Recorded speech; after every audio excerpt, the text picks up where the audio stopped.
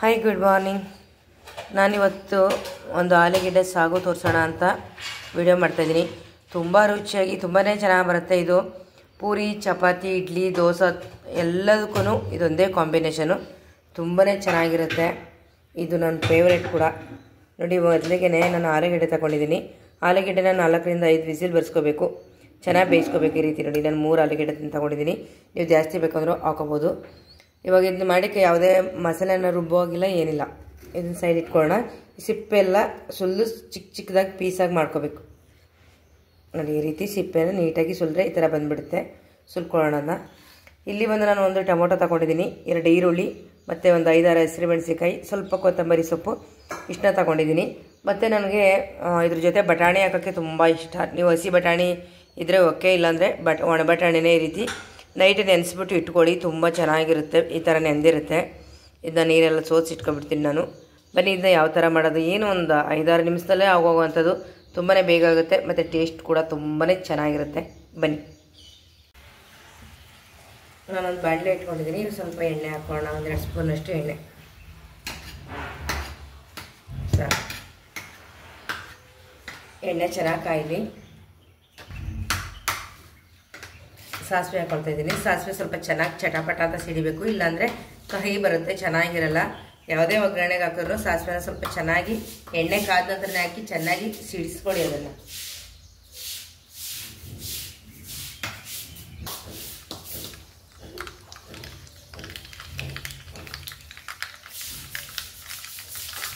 ನೋಡಿ, ಇವಾಗ ಸಾಸಿವೆ ಸಿಡಿತಾ ಇದೆ ಅಲ್ವಾ.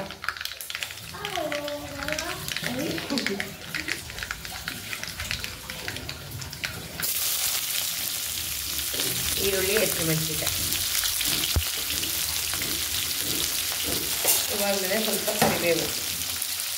ಕರಿಬೇವು ಆದಷ್ಟು ಜಾಸ್ತಿನೇ ಹಾಕ್ಕೊಳ್ಳಿ. ಎಷ್ಟು ತಿಂದ್ರೂ ಆರೋಗ್ಯಕ್ಕೇ ಒಳ್ಳೆಯದು ಕರಿಬೇವು. ಇವಾಗ ಚೆನ್ನಾಗಿ ಸ್ವಲ್ಪ ಫ್ರೈ ಮಾಡ್ಕೊಳ್ಳೋಣ.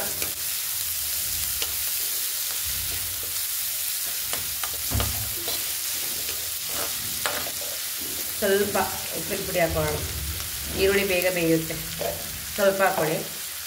ಇವಾಗ ಇದನ್ನು ಚೆನ್ನಾಗಿ ಫ್ರೈ ಆಗಬೇಕು.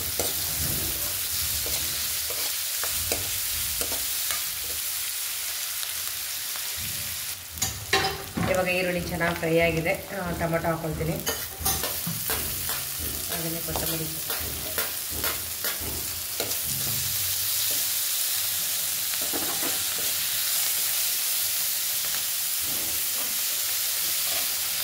ಇವಾಗ ನಾನು ಇದಕ್ಕೆ ಬಟಾಣಿನ ಹಾಕ್ಕೊಳ್ತೀನಿ.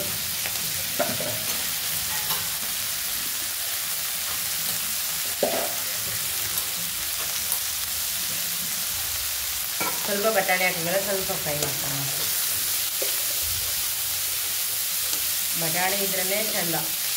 ತುಂಬ ಒಂಥರ ಬಟಾಣಿ ಇಷ್ಟಪಡೋರಿಗೆ ಅನಿಸುತ್ತೆ ಅಂದ್ಕೊಳ್ತೀನಿ. ನನಗೆ ಬಟಾಣಿ ಯಾವುದು ತಗೊಂಡ್ರೂ ತುಂಬ ಬೇಕಾದ್ರೆ ಬಿಟ್ಟರೆ ಬಿರಿಯಾನಿಗೆ ಹೋಗ್ಬಿಡ್ತೀನಿ.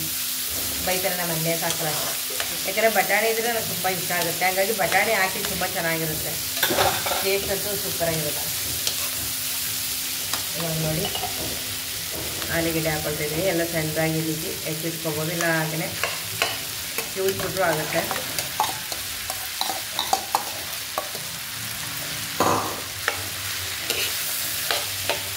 ಈ ರೀತಿ ಮಿಕ್ಸ್ ಮಾಡೋಣ.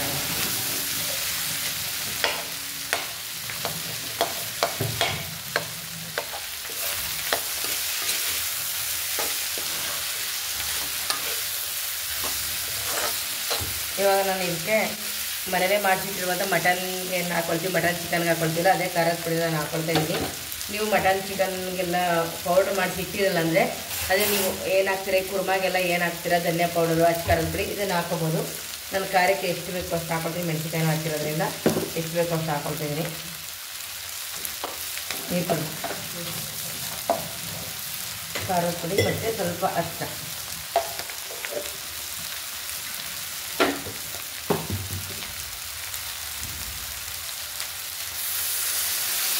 ಇವಾಗ ನೀರು ಎಷ್ಟು ಬೇಕೋ ನೀರು ಸೇರಿಸ್ಕೊಳ್ಳೋಣ.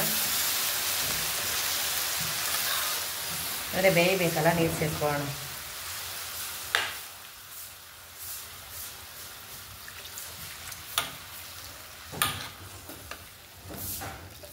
ನಾನು ಒಂದೆರಡು ಲೋಟದಷ್ಟು ನೀರು ಸೇರಿಸ್ಕೊಂಡಿದ್ದೀನಿ. ಚೆನ್ನಾಗಿ ಬೇಯಬೇಕಲ್ವ, ಹಾಗಾಗಿ ಇದು ಬೆಂದಮೇಲೆ ಅದೇ ಗಟ್ಟಿಯಾಗುತ್ತೆ ದೋಸೆ. ಚೆನ್ನಾಗಿ ಬೇಯಲಿ ಇವಾಗ.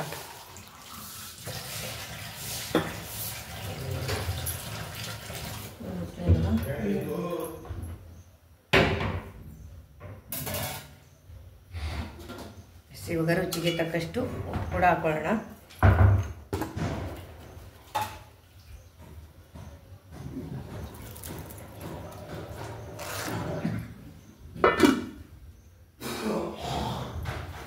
ಸೊ ಇವಾಗ ನೋಡ್ತಾ ಇದ್ದೀರಾ ಅಲ್ವಾ, ಓಪನ್ ಮಾಡ್ತೀನಿ ಲಿಡ್ಡು.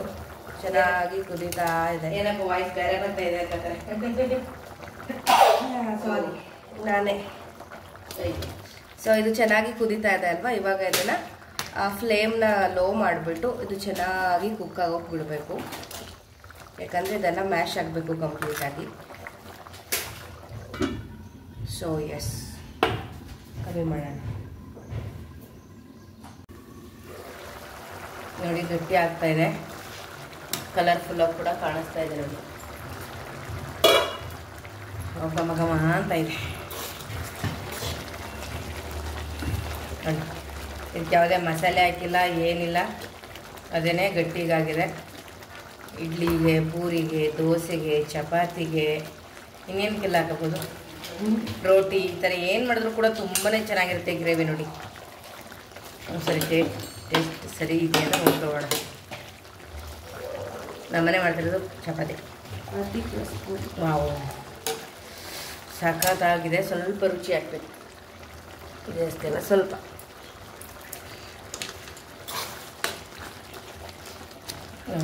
ಎಲ್ಲ ಈ ರೀತಿ ಮಾಡಿಬಿಟ್ರೆ ಲಾಸ್ಟಲ್ಲಿ ಫುಲ್ ಮ್ಯಾಶ್ ಆಗಿದೆ ನೋಡಿ. ತುಂಬ ಸಿಂಪಲ್ಲು, ಬೇಗ ಕೂಡ ಆಗುತ್ತೆ. ಏನು ರೆಡಿ?